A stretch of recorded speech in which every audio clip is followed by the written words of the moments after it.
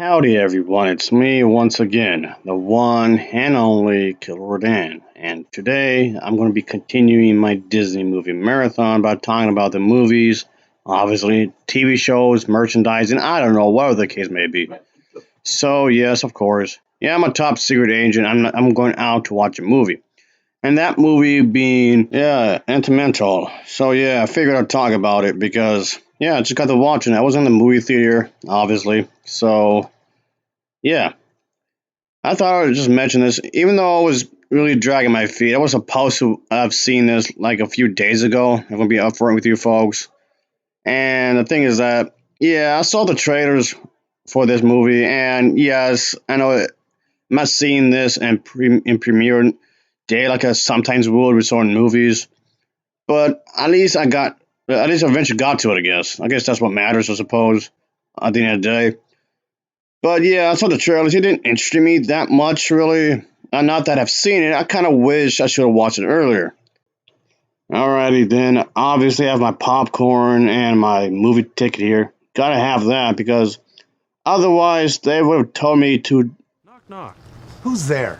Fuck off. I don't movie jump, just so you know. Meaning, I don't pay for one feature and then sneak around to see the other one, whether paying for it nor bootlegging anything. Just throwing it out there. Anyway, let's talk about the plot, of course, like always. Anywho, so as you can see, judging from the trailers and whatnot, of course, there's gonna be this fire and this water individual, this guy. They will both have to pretty much team up to solve a problem, as you can see from the trailers, of course. But basically, yeah, the fire character, she pretty much wants this restaurant, or at least would be running a restaurant, because most of the time her father would be pressing her to pretty much do this kind of a thing. Of course, it's up to her. It's like a passing down the torch, no pun intended, kind of thing. Like she has to take care of it. But of course, the thing is that she makes a mistake due to the fact she has a short temper, which I guess is kind of haha because she's fired, short tempered. Get it? Ha ha ha ha. But anyway, yeah, that short temperness does become a issue in the film because she's the reason that her father's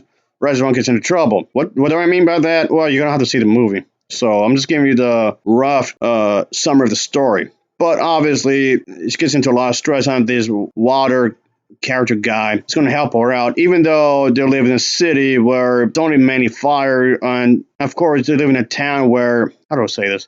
All these elements have their own section to pretty much live in. Everybody has their own spot, like air, have their own spot, live in. Oh, grass, stuff like that. They have their own place to live in, so to speak, cloud or whatever. You get the picture here. Of course, she has to go through all this entire adventure to pretty much trying to fix the problem. But the thing is, will she be able to fix the problem? That's the thing. Because it's always something. If it's not one thing, it's another, obviously. Yeah, I know a lot of people out there like this guy is pissed off at Disney for some stupid reason. So to some extent, I saw this film out of spite. I don't know what that says about me, but there you go. And I thought the voice acting was actually quite good. Yeah, the voice acting here was actually really nicely delivered, so props to the movie for that, I guess you can say. So, okay, the thing is that, and yeah, the thing is that if I had to compare it to another Disney movie that I've seen over the years, I would definitely compare it to maybe something like Inside Out. It kind of feels too similar to that in some respects. Just the same. And the thing is that I can also say, how do I put this? Okay. I can also it's a mixture of that movie and also say The Last Dance. If you've seen both these movies, you know what I'm talking about. It's like a combination of the two, and I'm just leaving it at that, just so you know. Yeah, I just figured I'll just give this a watch, folks. And I guess it's like having, of course, having diversity. That in itself does not mean it's a bad thing. Obviously, it just depends on how it's done, how it's delivered, of course. And that's what they're trying to do here, having different type of characters and whatnot. And when it comes to society pressure and whatnot, how you should act towards each other and whatnot. Yeah, we're going with one of these kind of storylines in this movie. So, of course, some things may or may not happen. I'm not going to say what exactly, but you're going to have to see the movie yourself. Anyway, which unfortunately did lead to some controversy. So, yeah, a lot of people will argue that, and had argued that this is why this film is flopping in the box office. So, it's considered as a as a financial failure, unfortunately, because it's apparently too woke. Are you kidding me? Yeah, unfortunately, yes. A lot of people are looking way too much into it, really. I'm not going to be on this part for too long, really, but still, I just want to bring up real quick. It's just a shame that this was not the only time. I've spoken about this kind of thing before, especially with the Frozen movies. When I spoke about the first one. So yeah, I've done an entire video series just on the first one alone, when that received a lot of controversy as well. I mean, this was not the only time. It happened with the second movie as well, but still, point being, yeah, here we go again with this kind of a thing. So it seems like a lot of the Disney stuff seems to be plagued with this with stuff, especially Frozen. So I could go on and on and on and on with this, but point being, this was something I've heard before, and I've seen this before. I've even discussed this quite a few times. So obviously, this was not the only animated movie that happened to when it comes to the one I'm reviewing. First time. Yeah, even animated movies from Japan, like the original Blood the Last Vampire, was falsely accused of hating minorities, like those from Africa. That is without a doubt the dumbest thing I've ever heard. You are a fucking idiot.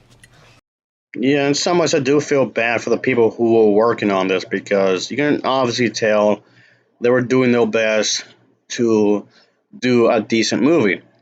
And in a lot of ways, they did succeed. I do like the characters, the personalities do shine through, even though the story itself may feel kind of like copy and paste, but the film itself as a whole is worth the watch, as far as I'm concerned, anyway, because the writing isn't too bad, and the best aspect of the film is, of course, the entire, I guess you can say, the character designs, the visuals, and whatnot. So, yeah, the visuals are pretty good, along with the character designs. Another thing I would definitely say is that one of the major themes in this movie is, of course, immigration. And I can see that. You can see that the main theme here is immigration, trying to make the most of your life and whatnot. So that's pretty good right there. I can see what they were trying to do in terms of that. So, and yeah, that's the thing though. This, of course, is based upon the director's personal life in a sense that it's referring to his parents immigrating to the United States from Korea, not speaking a word of English, and settling in its own place. So yeah, the director's family was also had also opened up this grocery store, of course. So yeah, you can tell a lot of the influence from the actual real life experiences was placed a part in this movie. As I said before, at times the best parts of fiction has some truth in it, some reality, I guess you would say. So there you go. And of course, it's going to be a bit of a struggle and whatnot, obviously. So there's that. And that's fine. You can use real life situations for your story here. So, all in all, while the film's story does feel somewhat familiar, but it is well told. The execution is actually pretty good. And the thing is that I must say this real quick, and it's that I actually went to the movie theater way too early, and yeah, that just pissed me off right there. Ugh. You know I don't have that kind of patience. So the basic idea is that I wanted to support something that was not part of a franchise or reboot or anything. So I just want to support that's not connected to anything. I doubt they would ever make a sequel, but we'll see how things go. But you get the idea here. I just want to support something that's not a part of a franchise for the time being.